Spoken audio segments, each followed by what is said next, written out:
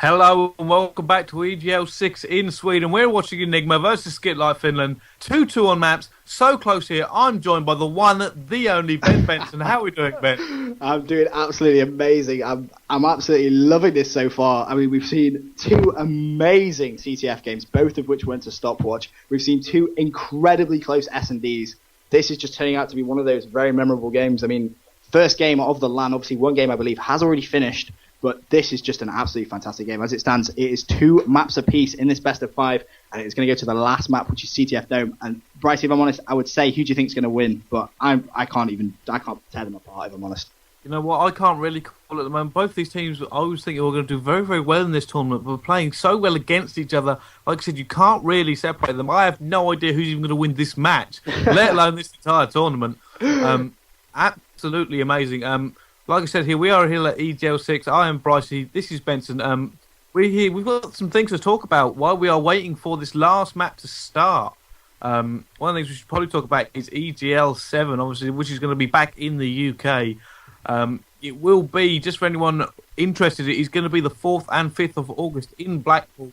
There will be Call of Duty, Gears and Halo 4v4 tournaments, no team caps, and apparently early bird passes are available until midnight on the Saturday night. But I have heard they are going to extend it. Yeah, I've heard a cheeky little rumour like that myself. But in terms of EGL8, that is going to be in my hometown. It's going to be in Manchester. And the date for that is October the 13th and October the 14th. And there's going to be Call of Duty, Halo, Gears. And as well as that, they're adding 2 new games. They're adding fighting games and a bit of FIFA as well. So that is going to be an event which you do not want to miss.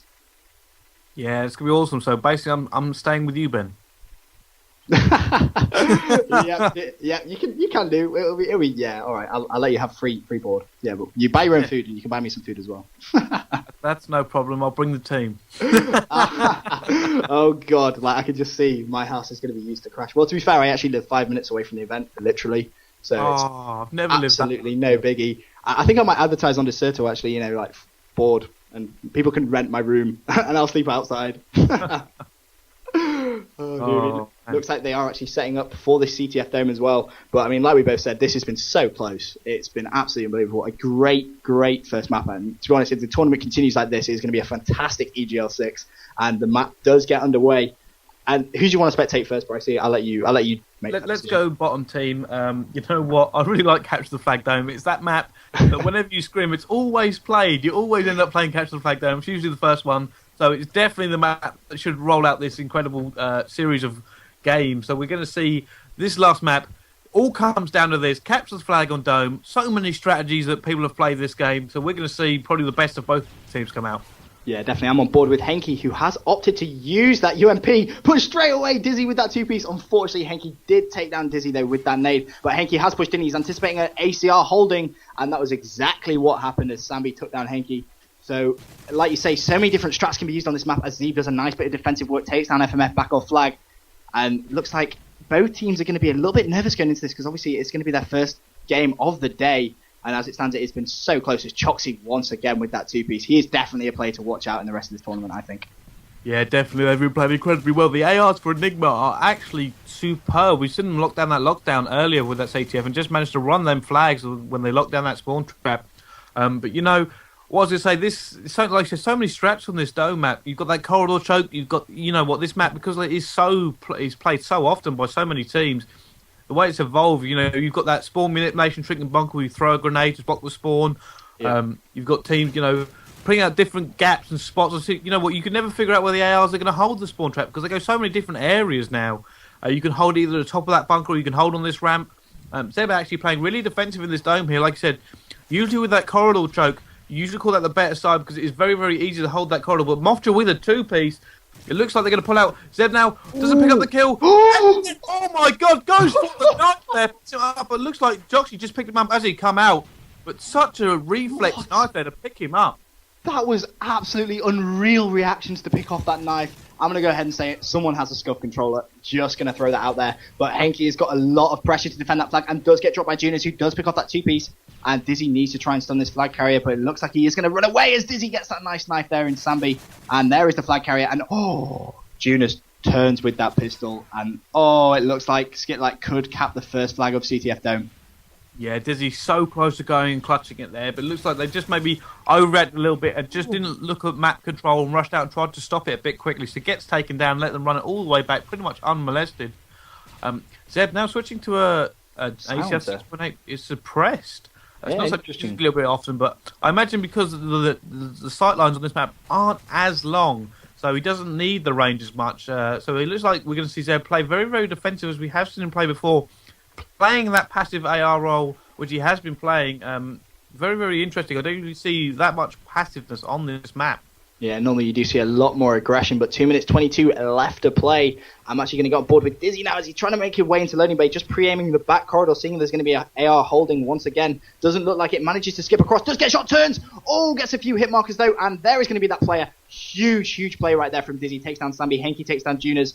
However, Henki does get dropped by FMF, who is going to be somewhere on this flag. Dizzy very aware of that, needs to just try and be a bit more aggressive. Flag does get pulled though, and Dizzy needs to stay alive. Oh, wow, how have you done that? Nice knife on FMF, and he's going to pull this flag. Looks like he is going to try and equalize it 1-1, as eNigma are very, very set up right now.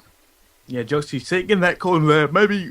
This is like I said, so many places to sit here and watch here. You usually see on top of ramp or maybe watching just down the bottom. But no, sitting there making sure that front dome is completely secure. But no, someone's gone past him and he's taking it down there. This could be a counter cap unless eNigma can get it in. But no, oh my God, another knife with a clutch and puts it in. Oh my God, this has to be some sort of amazing knife play on this game. Everyone seems to be carrying some sort of sword around with them. God, whenever I try a knife, it turns into a butter knife. Nothing happens. These guys are walking around with quite literally swords. That is absolutely unreal play by Henki there. He may be 3-10, but to be honest, absolute clutch play at its finest, managing to get that flag in. As I'm on board now with Zeep, who is trying to do a bit more defensive work in this dome area. There are only 2 Skitlite players left, so I would expect to see eNigma being a bit more aggressive, trying to get out of dome. But they seem very content as actually Henki has broken out, making his way up loading bay as Junas takes down Dizzy. Zeeb takes down Junas though straight after, so kills being exchanged. Henki's going to see that guy mid-map, takes him down. Nice play by Henki. Can he get himself inside loading bay? Does get stunned, and I think Henki's probably going to get dropped here. Yeah, he's in a little bit of trouble there, but like you said before, it doesn't matter about KD, it's about making them crucial kills, and if you can clutch and stop that flag going in, it's worth so much more than 10 kills doing nothing. So it looks like they are going to try and push here again into this area. Very, very interesting tactics here. Zeb just holding back this entire game, playing like some sort of anchor role, making sure his team isn't going to get anyone come around the back, while the rest of his team pushes forward and tries to lock down this map. It looks like they are in again, but like I said, Zeb, very, very interesting tactics here. You don't usually see anyone play this defensive. Especially not on this side. I mean, you can understand on the opposite side, you can always have your AR holding in that back corridor just to control the spawns, because you don't want to be spawning underground on that opposite side. It is absolutely horrible. There's so many spawn traps, like you were saying earlier on. But for this side, it's very unusual to see an AR sitting in dome. I mean, to be honest, spawning in dome isn't always the best thing. I personally prefer the loading bay spawn, if I'm honest, because if you start spawning in dome, you can get absolutely trapped exactly where Sambi was there. And considering that was 1-1 in flag caps, this second round is going to be absolutely intense. That's for sure. Yeah, you usually see both times try and push that loading base side really, really hard, just because that is the easiest way to run flags. You can manipulate the spawns very easily from that side. It looks like we're going to see. I'm on board with Sambi right now. Mofja pushing in, Sambi backing him up. As Mofja picked up another kill, it looks like they might already be locking this map down as they go in. I think there was an AR locking Mofja down. Mofja has just completely annihilated, I think that was Zeeb with that Semtex, and Sambi is going to take complete control right here of loading bay, as Joxy does manage to stay in spawn, takes down Mofja, so he obviously got a very lucky respawn. Zeeb takes down Junas. Sambi is going to have to just quickly check mid-map. He doesn't want anyone rushing down ramp and getting an easy pull, especially when it's as close as this. Sambi is going to see 2. That would have been an amazing 2-piece, but Henki denies him, and Mofja gets dropped as well, and that is going to be 3 down. Lots of pressure right now on Junas, and he gets dropped as well. And this could be a flag pull if Skitlite aren't careful. Yeah, it looks like Skitlite are going to be in a lot of trouble here. They're going to be pushing hard, but they have spawned in dome, so they are going to have a little bit of a chance. You usually see nades come flying from them windows from some teams, because obviously you can put it in there. Did he just try to knife his own teammate? I thought that. I was like, what's going on? Why are you trying to knife your own teammate? But as it stands, there's going to be 2 Skitlite players left up. It's going to be FMF and it's going to be Sambi, as FMF takes down Henki. You just see Sambi just checking that back as Junas makes his way outside. He is going to see someone running through underground, does drop Joxy, and it's going to take that time to reload. 3 minutes 41 left of this second side. As it stands, it is 2-2 in maps, and it is 1-1 on flags in this last round of CTF Dome. Every CTF we've seen so far has gone to stopwatch, and if it stays like this, obviously it is going to go to another stopwatch as well.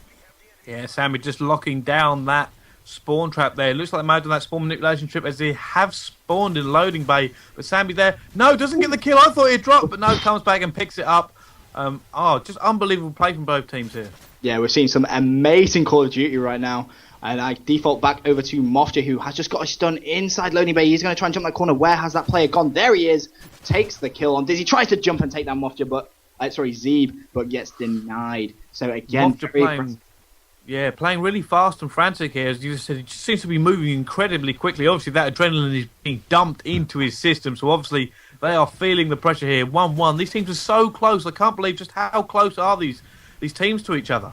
Absolutely unbelievable play, like I said, but Dizzy was left last up there, but unfortunately Skitlite weren't able to get enough map control, and we're seeing Sambi right now. He's just going to take it really slow. He looks like he's just going to try and control any players rushing from underground. Interesting tactics, very, very defensive tactics, so obviously neither team really want to make a mistake, and I'm going to change play. I'm going to get on board with Junas, as Junas and Mofja both get a kill apiece, which is going to give Skitlite a bit more map control now, as Zeeb does take down Mofja, who Zeeb just looks like he's controlling that back corridor, if I'm honest. It doesn't look like he's allowing any of these Skitlite players in. Now Junas with the two-piece takes down Zeeb and Henki, and Sambi is going to take down Dizzy, and Junas has license to pull that down. That's going to be 4 down as Joxy gets dropped as well. Just needs to make sure they're not spawning loading. Jumps the corner. He should be home free, and I'll be amazed if Skitlite don't cap this flag. Yeah, Junas going huge. That was such a crucial 2 kills. And eNigma going 3 down again. Mofja picking up a 2-piece there, trying to clear the way for his teammate to get that in. They are set up. This flag is going in, and they take the lead 2-1 as they're going to relay this flag. That's very, very smart play by Skitlite. I'm going to get on board with the new flag carrier, who is going to be Mofja. He is very stunned. There is someone mid-platform. He is going to challenge that while stunned.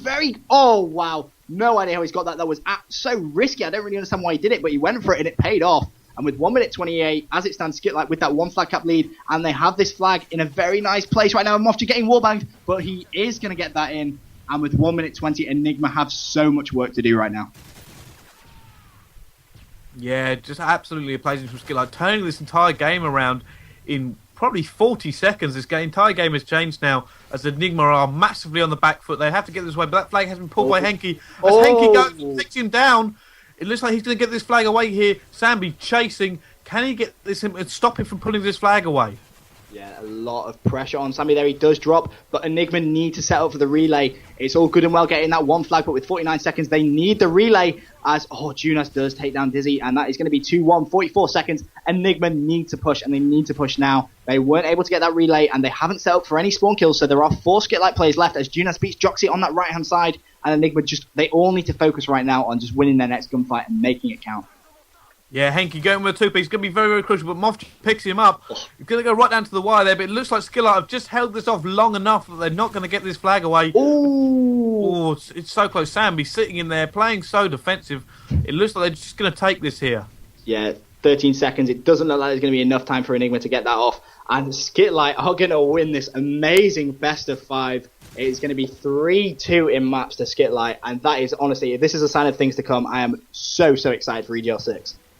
Yeah, I'm tempted to get a flight out there and go out there and watch these games myself. Unbelievable first set of games we've seen here. Obviously, that goes to Skitlite there as they take that crucial first win at LAN.